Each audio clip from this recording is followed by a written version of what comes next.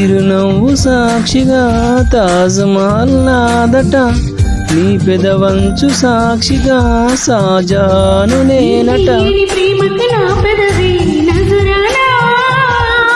నీ బయటకి నేనింక బానిసనే నిరజానా.